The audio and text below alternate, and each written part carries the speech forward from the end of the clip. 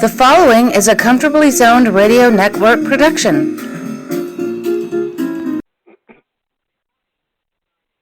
Thank you, Tally Olson. I am back. Loving baseball when we were 12 and innocent.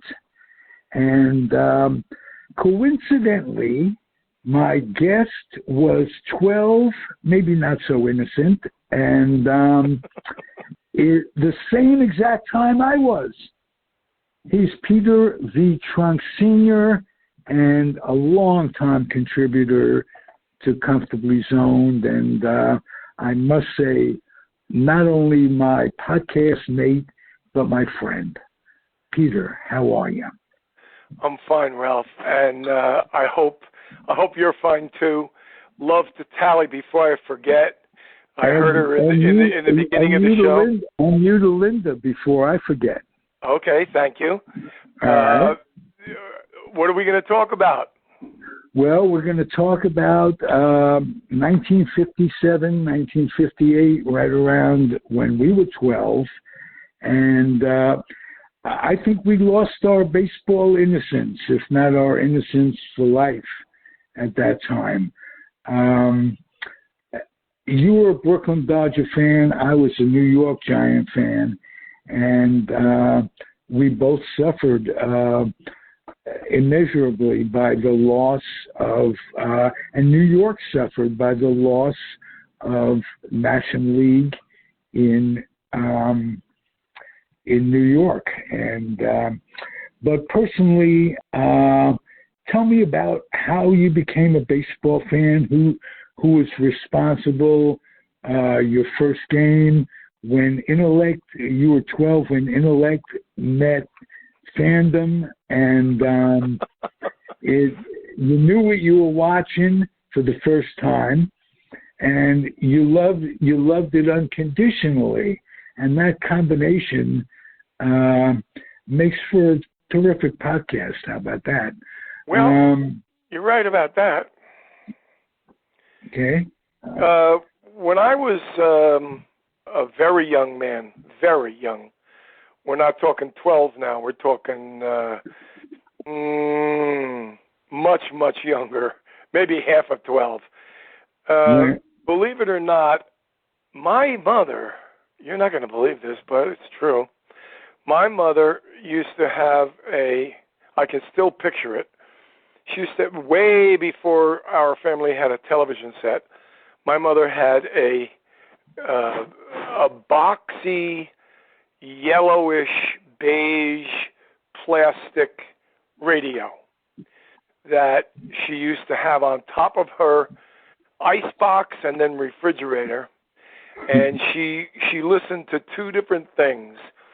She was a great listener to William B. Williams, the Make Believe Ballroom on WNEW, and then she would switch the channel over to 1050 WMGM, and she would listen to the Brooklyn Dodgers as she used to either do dishes, do other housework. She would sit at the kitchen table and sew.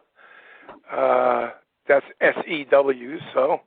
And she just, So I used to hang with her a lot. I was the youngest of four kids, and I would hang with Mom a lot, and I would listen, and I knew all the old songs, the Tony Bennett's and the Frank Sinatra songs, and all those songs that came on her radio station.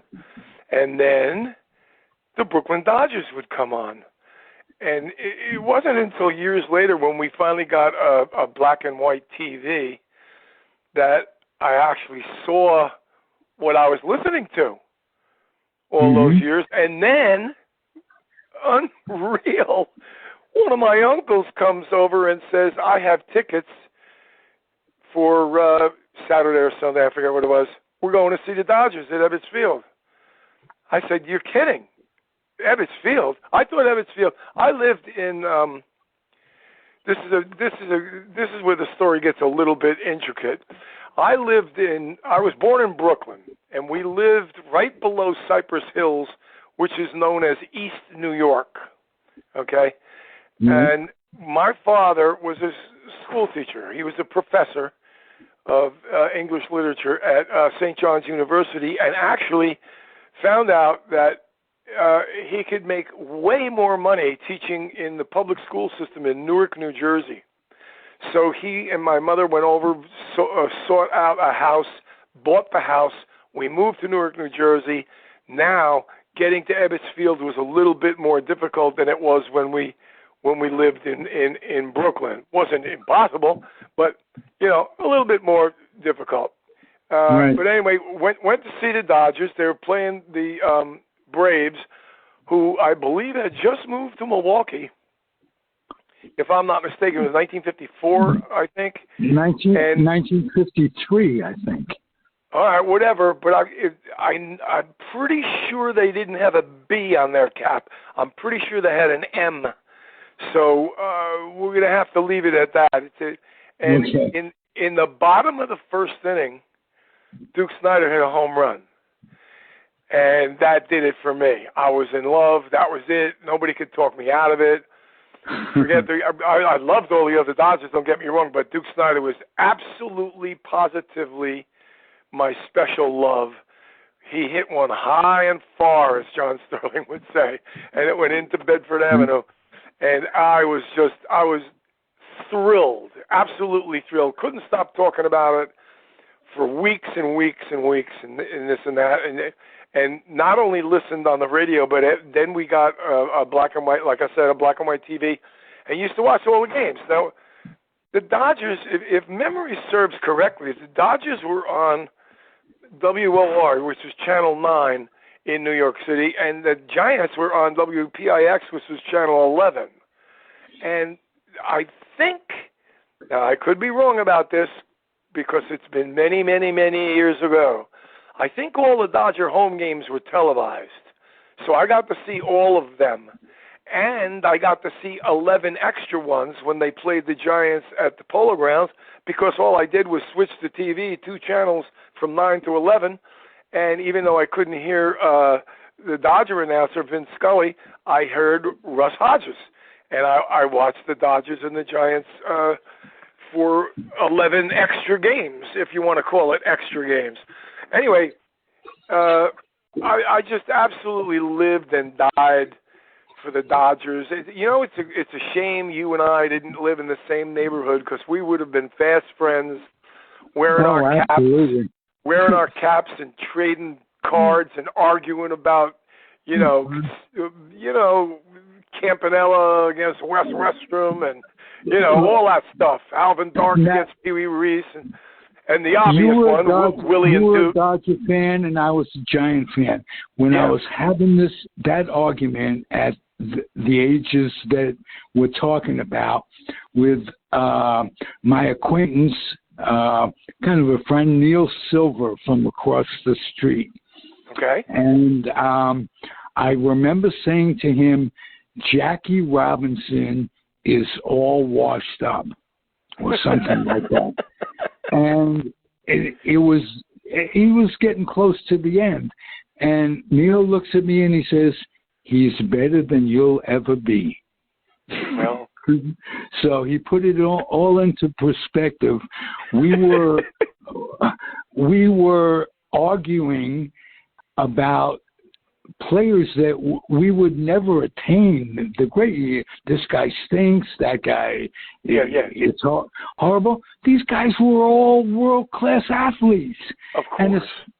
And especially in the days that we're talking about, baseball was the thing. And a professional team like the Dodgers or Giants, especially the Dodgers, had tons of farm clubs. It took, guys would go up the ladder. It would take years to reach the majors, and you'd compete at the highest level. So our arguments would have been in vain. There was no winner. But I'll tell you what, Jackie was the winner, and he changed it all for us as a society, let alone baseball. Yes, he did. There's no doubt about that. And we were lucky to grow up in that city. I want to take you to. I agree. We were blessed, and when they left, it was a tragedy to us. But you know what? We had baseball. We had the Yankees, or rooting for the teams that came in to play the Yankees, like you did. Mm-hmm. True. And I didn't root for anybody. I was I followed the Giants out in my mind to San Francisco. I got Les Kiter recreating ball games. But what was it like for you when you lost the Dodgers? Well, let me just comment real quick on Les Kiter. Les Kiter for White Owl. And they were recreations. And even though my father told me it was a recreation, I used to listen avidly, especially when they played the Los Angeles Dodgers. And he had some very, you know how Red Barber used to have, sitting in a catbird seat, or he's standing in tall cotton, and Mel Allen would say, "How about that?" Les Kiter had a few signature, if you want to call it that, phrases when he used to say, "Mays hits a long drive to center field, Snyder going back, boom, it's up against the fence." He used to say the word boom, B-O-O-M, boom, it's up against the fence. It was exciting. He made it exciting. Now, to get back to your original, I just had to comment on that. Getting back to your original question, we never,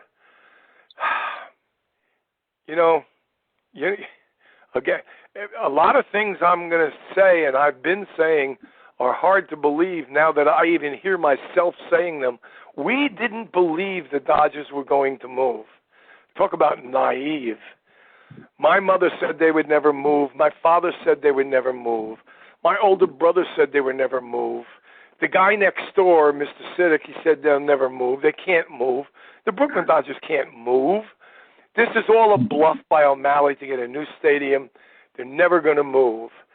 When I saw on some morning television show on Sunday morning, a camera down in Vero Beach, Florida, interviewing Pee Wee Reese, and Reese's cap had an interlocking LA on it. And that's when I believed at age 12, going on 12 then, I would turn 12 in late August of 1958, but this was early in the spring, so I was still 11. Then it hit me like a smack across the face. Holy cow. He's got an L.A. on his hat, not a B. They're actually not coming back. They're not coming back to Brooklyn. They're going to play out there in Los Angeles. Well, I don't have to tell you, Ralph, it was almost impossible to follow your team because there was no such thing as the Internet. There was no such thing as ESPN. There was no such thing. So when you would look at the baseball standings in the newspaper in the morning, you'd see everybody's results, but you would see like St. Louis at L.A. N, meaning night. Right. You wouldn't see the game. How frustrating was that? You were always a day behind. Right. It was almost impossible. It was almost impossible to follow your team. It really was. But I bought an LA hat. I bought, over at Manny's Baseball Land outside of Yankee Stadium. I bought an LA Dodger yearbook and stuff. I tried my best, and there was no interleague play, so I couldn't wait for the Dodgers to come into Yankee Stadium to play the Yanks. That wasn't going to happen. When they came in 1963, I had already seen them the year before in 1962 at the Polo Grounds when they came in to play the Mets. So even the Dodgers coming back for the 63 World Series with Johnny Padres, sweeping the Yankees, it was secondary to me because I had already gone to almost every game they played at the Polo Grounds versus the Stengel Mets. So I was all in. Let me take a second and have you elaborate on the importance of Johnny Padres. He was the winning pitcher in 1955, and he transcended. He was the only really great pitcher that went to L.A. Drysdale and Koufax weren't yet great in Brooklyn. And Padres made up the third in the rotation in both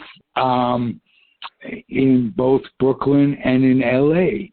You knew him a little bit. I knew him a little bit. I did know him a little bit in later life. First of all, let me comment on that. Johnny Padres, in my opinion, this is my humble opinion. You don't even have to answer this with your own feelings. In 1956, when Johnny Padres was in the Navy, before he got booted out for, I think it was a bad back. He never should have gone in the Navy, by the way. Oh. Ted Williams called the Brooklyn board that drafted him, draft board, gutless for taking Johnny Padres right after he beat the Yankees in the 1955 World Series. Because his name was in headlines, Uncle Sam took him into the Army. If the Dodgers had Johnny Padres in 1956, Newcomb doesn't get routed in those two games. Padres wins those games. The Dodgers repeat. They win both in 55 and 56. But I digress. You asked me if I knew Johnny Padres. Honestly, I did not know him. However, in 1980, I was baseball coach at Newark Rutgers here in New Jersey, and we flew to Florida for spring training, both in 1980 and 81, by the way. And we stayed at the same hotel as the Minnesota Twins. We practiced and played some games at Tinker Field, and in the bar, bottom of the main level of the hotel was a bar, and every night that we were there for like 7 nights. Johnny Padres would come in. Johnny would sit down, and I would go over and sit next to him. At first, I thought I was only going to say hello, and that was it. But we became what you would call, I don't know if you would call it friends, because we did not do what Ronnie Rabinovitz and Jackie Robinson did. We didn't take each other's address and write to each other. We didn't call each other. And nothing like that. But every night we would sit there drinking beer and talking about baseball. And the stories he told were just absolutely unbelievable. One of them was that one of his worst decisions was when he went to L.A., he switched his uniform number to 22. He said, I should have kept the goddamn 45. That was my number, and that was what made me. When I won that 7th game of the World Series and I won the Corvette and the most valuable player for the 1955 World Series, I was number 45. And I don't know whatever possessed me to switch to 22, but I wish I could go back and do that. And one thing is for certain, Johnny could drink. I was a pretty good drinker, still am. Pretty good drinker, but back in those days, I was a good beer drinker. I mean, I could drink beer with the best of them. Johnny had me 2-1. Forget about it. He was done with his beer. I was halfway done. He would get 2 more beers, and I'd be halfway done with the second one. He'd be done with that, and then I would buy and back and forth. And another thing that he did was, and this is sad, he lit each of his cigarettes with the preceding cigarette. Oh, what they call the chain smoker, for real. He was at least when I knew him for that week, he never used them. I guess for the first one, when he sat down, but I think he came to the bar with a lighted cigarette already smoking. I never saw him strike a match or light a lighter. He lit all of his cigarettes with his preceding cigarette.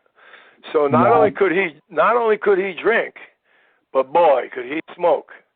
And the stories that he told were pre-Jim Bouton, funny, funny as hell. I mean, he was hilarious. He really was.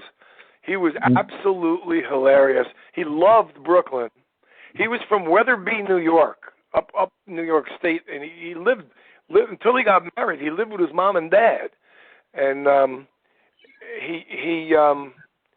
he sold the Corvette. I don't know how long he kept the Corvette, but he did wind up selling it. And what a guy. And like I said, I just want to say this one more time. If the Dodgers had Padres in 1956, they would have won back-to-back World Series. No doubt in my mind. No doubt in my mind. It would almost make it impossible for them to leave. It would have. Almost impossible. That's right, because there would have been two-time world champions going into 57, and the fat man would have had to wait a couple of more years. He would have moved, but he would have had to wait a minimum of 2 more years, my estimation. Well, if that would have happened, the Giants were going to move irregardless. Yeah, they were going to Minneapolis. Right, and my contention is if they went to Minneapolis, O'Malley could not have moved to L.A. Well, hold it now. Wait a minute. He could have, and I'll tell you what. Who moved, instead of the Giants, who moved to Minneapolis? The Washington Senators. So O'Malley would have talked that guy, Clark Griffith, into moving to San Francisco or San Jose or Oakland or whatever, and he would have gone out to the coast with the Senators, because the Senators... but that would have been a different league, and the rivalry would not have existed. No, you're right. You're absolutely right. There's no doubt about it. That was the American League. And Dodger rivalry, notwithstanding that you couldn't make a road trip to the West Coast in those days and make it profitable without going to both venues. That's a good point, which I did not take into consideration before I opened my big mouth. Yeah, that's right. You would fly out not for one team. You would have to fly out for 2 teams to make it profitable. Right. So that in itself might have given some time for Robert Moses and O'Malley to come together. The idea that he couldn't have a stadium in Queens because he was the Brooklyn Dodgers, explain that and the horseshit that goes with it. I'm going to explain it very quickly, because I know this show is not about the move to LA by the Dodgers, but I'm going to explain it very quickly. There is written proof, and Claire Hall has written proof of this. There is written proof that O'Malley broached the subject of Flushing Meadows, the Shea Stadium site. O'Malley, that was O'Malley's baby. He came up with that idea and then quickly poo-pooed it. And months later, when Moses brought it up, he said, "How could I go there? I'm not the Queens Dodgers." And yet, he's going to move 3,200 miles away, and his first action he was going to call the team the Los Angeles Brooklyn Dodgers. That was his first name that he came up with. Okay? And don't get me started on the Moses thing, because Moses had very little to do with the Dodgers moving. O'Malley was a liar. He'd look right in your face and lie. He'd fly out. He'd go to L.A. and fly around in a helicopter, and they would show him all the free land they were going to give him. He would come back to Brooklyn and wear that button, "Keep the Dodgers in Brooklyn." He was a liar. There's only one person that lied more than O'Malley, and we both know who that is. But let's not make it a political show. Oh, no, O'Malley was a liar from the word go. O'Malley was a liar from the word go. Yeah. Peter Golenbach compares the man we're talking about to O'Malley and Steinbrenner. They all have a lot in common, all of them. They all have a lot in common. Lie like a son of a bitch and have a lot of money. And lie straight-faced. I mean, when they're caught in their lies, they would double down and lie again. Right. But, of all of them, strictly evil, you got to say Trump at this point. Oh, absolutely. He's like he's beyond. We used to joke about it, but he is beyond serious. He's got nuclear secrets and stuff, and he hasn't been indicted yet. I think he should. By this time, he should be against the wall. All of the people that are going after him, by the way, are Republicans. You ever notice that? The January 6th committee, the people that are the FBI guy, that was his guy. All the people that are going after him 100 miles an hour, all Republicans. Right. And his minion at this point are almost equally as cruel and as evil as he is. Oh, yeah. It's like the old thing, I see nothing, Sergeant Schultz. That's what this country is turning into. But beyond that, I'm going to ask you, what do you miss about those days of baseball? And what's good about today's baseball? Well, I'm not one of those guys, and I've met hundreds. Perhaps I should say I've met dozens. I've met dozens of old guys through the years that complain about today's baseball as compared to when they were a kid and blah, blah, blah, and this and that. Was it Lenny Randall? I don't think it was Lenny Randall. Or maybe it was Harold Reynolds. Or no, maybe it was Randolph, the second baseman. One of those guys said, our guys couldn't play today. Right. Except Banks, Aaron, Mays. I'm not talking about that. But the run-of-the-mill guys could not play today. And I am an old man, and usually old men like myself will poo-poo that and say, are you kidding me? Baseball stinks now. They stink. They're crybabies. They're this, they're that. They might be crybabies. A game might take 4 hours.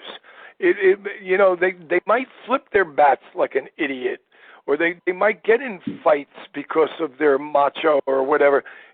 They're better. They're bigger. They're stronger. They're smarter. Yes. Yeah. Today's baseball is better than yesterday. Well, look at the NBA. Look at the NBA. Guys that come off the bench, the 6th, 7th, 8th man, they would start for the Knicks back in the 60s. These guys are magicians. Forget about behind the back, between the legs, no look passes. They're incredible. They're 6'9" and they're playing guard. And then Magic Johnson was my believer. I saw him play, and I realized the league is 80 times what it was back then. Sure, and look at the NFL. Look at the offensive guard back in the day. Used to be 180 pounds. Right. Now they're 280, and they can outrun that 180 guy. Yeah. Don't let any old guys tell you that when they were a kid, football, basketball, baseball were better. It's not true. It's simply not true. It's laughable, as a matter of fact. It's not true. I love the old-time baseball only because I didn't have any bills. I didn't have a family. All I did was, I had to go to school. But, I mean, in the summertime, all I did was baseball. I mean, I'd get up, put my clothes on, go down the park and play baseball all day. Come home and eat, play baseball. I mean, when I was in the Little League, we would have a 6:00 game on a Saturday evening. I'd be in full uniform at 2:00. I mean, it's ridiculous. I mean, I slept with my glove in my hand. Okay, I slept with my glove in my hand. I still do 3 times a night. Okay, well, you asked me, and I told you, and those are my feelings. Today's baseball, it's a fantastic game. You might not like the style and the way it's played or whatever, but it's a fantastic game. These guys are incredible. These guys, every pitcher on your squad throws 100 miles an hour. Give me a break. Back in the 50s, maybe one guy in baseball or 2 guys in the whole 16 teams threw 100 miles an hour. Now you get guys coming in, you can't even pronounce their name. You don't even know. You never saw them before in your life. They're wearing number 92 or something, and they come in, they're throwing 101. And then they're throwing a 91 mile an hour breaking pitch. Slider, give me a break. No. Do you miss the strategy of the game? Do I miss the strategy of the game? Well, I'll tell you what. You know who's making me smile? And I never thought he would? Mr. Buck Showalter. Yes. He's making me smile. He's got Nito bunting. He's running hit and runs. He's got people moving on the. I mean, it is nice to see that. It is nice to see that. However, Ralph, seriously, let's be serious for a minute and sit down at a table, the two of us, with a blank piece of paper and 2 sharpened number 2 pencils. If you figure it out, if you really figure it out scientifically, what are the odds of a man scoring from second base with 1 out as opposed to the man scoring from first base with nobody out? Okay, so that would be your reason for bunting him over, right? But statistics prove the guy at first with nobody out scores more often than the guy at second with 1 out. The only time you bunt a guy, in my opinion, when there's no outs is when he's on second already, you bunt him to third because he can score on 2 outs. You can score him making 2 outs. That's the only time. How about as a surprise? A bunt maybe to break up the shift. Oh, you want to talk about the shift? Yeah, I know. I've seen guys do that. I've seen guys, usually, I don't know why, successfully too. I've seen left-hand batters, they lay down a little bunt down the third base side, nobody can get it, and they're safe. And even Linda comments sometimes, says, why doesn't everybody do that? I said, they're not getting paid to do that. They're not taught to do that in the minors. Right, Very not few taught to do that today. Right. What did Ralph Kiner say? What did Ralph Kiner say? Home run hitters drive Cadillacs? That's true. Well, that's true. Think about it. Peter, you still love the game. It's still in your heart. I do. And I know you do too, Ralph. Don't try to kid me. I know you love baseball. No question. No question. But most of what I love is my memories. Right. Okay. Cool. Nothing wrong with that. Takes nothing away from the athleticism of the ball players today. Absolutely incredible. Mm-hmm. The skills are there. Yeah. But they're not channeled properly, and it makes for going to strike out or hit a home run type thing. That's why we agree that Showalter, not only is he winning, he makes the game fun to follow, fun to watch. Yeah, I agree. And what I do love about today's game is the accessibility. MLB program, you could have every game, every day at your disposal. Yep. That's incredible. We were guys that couldn't get the score until 2 days later, let alone right. Instantaneous as it comes. Peter, keep coming back to the program.